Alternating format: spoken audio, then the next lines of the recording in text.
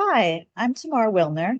I'm a postdoctoral scholar at the University of Texas at Austin's School of Information, and today I'm going to talk about toolkits, an important means of conveying knowledge.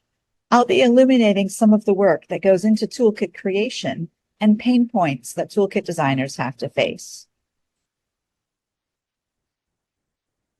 Here's a quick roadmap. We'll start by defining toolkits and specifying the kinds of toolkits examined in this paper.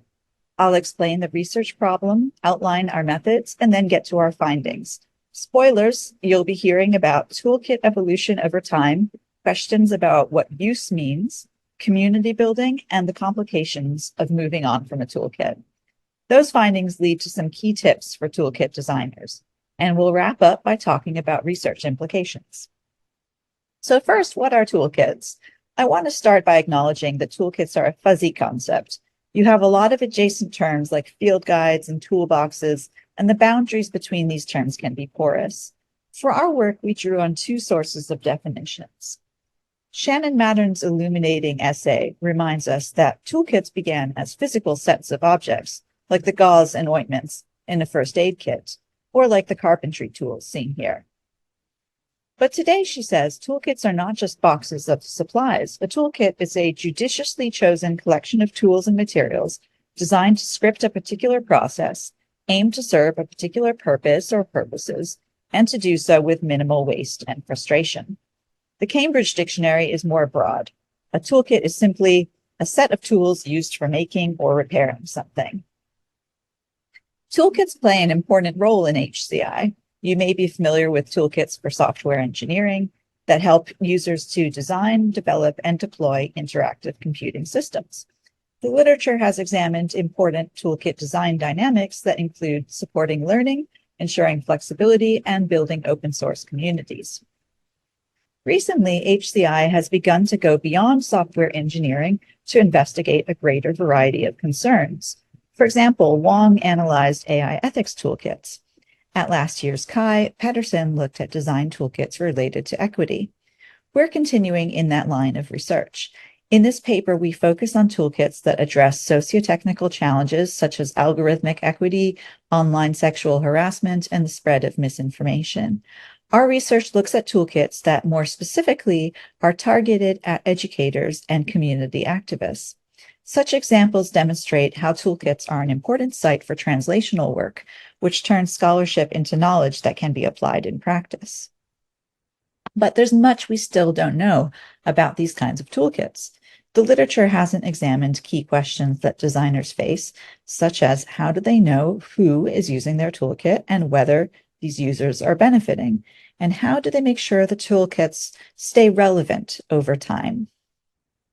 Some research has taken the approach of analyzing toolkits themselves, but we wanted to understand the work and the challenges of toolkit creation from the designer's perspective. To do this, we collected a set of toolkits by searching ACM and the web and using snowball sampling. Via these methods, we were able to interview 20 designers of 14 toolkits. So on some toolkits, we had multiple interviewees sharing their perspectives. Interviews took up to 75 minutes and took place over Zoom. Our interview protocol involved asking about the work that went into the toolkit's creation, the circumstances and context of the toolkit's design, and what happened after the toolkit was released. We also had participants choose a memorable part of their toolkit or a trace from their design process to spark more questions. All participants consented to their toolkits being named. We conducted a thematic analysis to identify commonalities and variations in participant quotes. We used this analysis to develop a codebook with 12 descriptive codes, such as toolkit maintenance and working with users. Each transcript was coded by 2 members of the research team. Then we used the online tool Miro, pictured here, to inductively organize each code and the underlying data into subcategories. To bring these findings to life, I want to tell the story of one toolkit, ConnectedLib. Back in 2015, 7 academics across the universities of Washington and Maryland got a grant from the Institute of Museum and Library Services to work with public youth librarians. The purpose was to help these librarians infuse their work with the principles of connected learning. Connected learning is an educational framework that prioritizes learners building on their existing interests using social support from adults and peers. This is an overview of some of the work that went into the toolkit. In the first year of their work, the toolkit designers conducted almost 100 interviews with public youth librarians across the country, asking about their practices. The designers then recruited librarians for participatory design workshops, drawing from their partner libraries. In the workshops, librarians talked about the issues they faced and the resources they needed. These two pieces of community building laid the groundwork for the first version of the toolkit, published in 2019. But the story doesn't end there.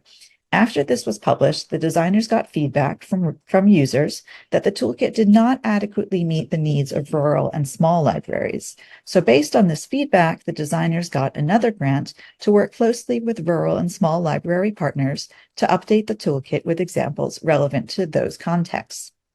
They did more PD and published a revised edition in 2023. This highlights an important finding. Toolkits often have long and elaborate lifespans, and there can be significant community building involved along the way. A second finding was that designers must account for the variety of ways a toolkit can be used. P3 shared one way of thinking about this through the metaphor of a prism. They explain the metaphor this way. You have an idea or a concept, it goes into the toolkit, and then our job is to kind of refract it. This was P3's way of responding to user needs by making toolkit materials flexible. One solution to understanding use is to run events. The designers told us they had initially written up an intricate assessment plan, but the clash between grant timeline and librarians' programming schedules meant they couldn't follow the plan. This is just one example of something we saw again and again, how difficult it can be for designers to see their toolkit being used in the real world. Instead, the designers planned and held Connected LibFest, a 2-day virtual event with over 250 registrants. The event was aimed at building community around the toolkit, allowing librarians to share their experiences with the toolkit and to just generally be inspired. Cultivating this community was therefore a way of continuing to spark interest and to gather feedback for future iterations. So while we often think of toolkits as PDFs or web pages, often the relationship building around the toolkit can be crucial both to creation and to maintenance. At the same time, one Connected Lib designer described her feelings about the toolkit this way. I'm proud of it, and I also have this feeling of like anticipatory sadness or regret because it's going to feel stale soon. Again and again, our research uncovered questions about the ethics of winding down toolkit work. At the size and scale of something like Connected Lib, it can be complicated, but most toolkits do have expiration dates, often prompted by funding running out or people leaving jobs.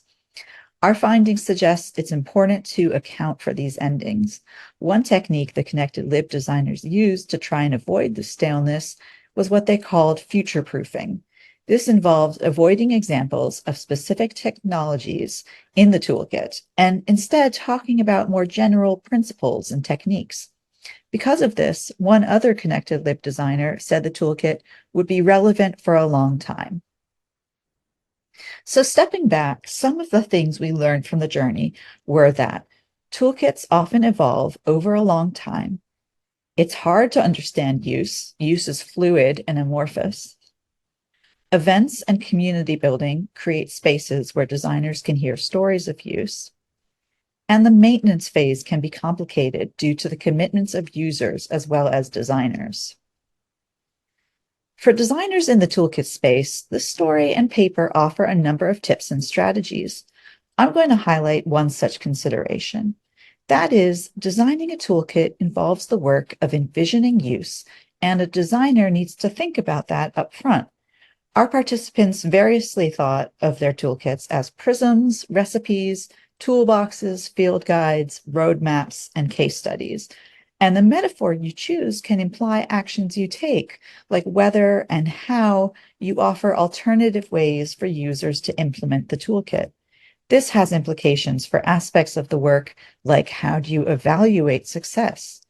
A designer on a different toolkit, P10, talked about how federal government funders evaluate toolkits and curricula by assessing whether they are followed with fidelity, essentially whether they are followed to the letter. The designer's attitude instead was use what's useful to you. So we don't play the fidelity game. Long ago, I thought that was a beep fiction. So you can see here deep frustration when different ideas of what it means to use a toolkit crash against each other and affect the way we think about evaluation. This paper also offers implications for researchers. In the interest of time, I'm going to spotlight one, and you can read our paper for more on the others. The idea I want to spotlight is that we need a richer vocabulary for toolkits based around the different forms of use that we heard about.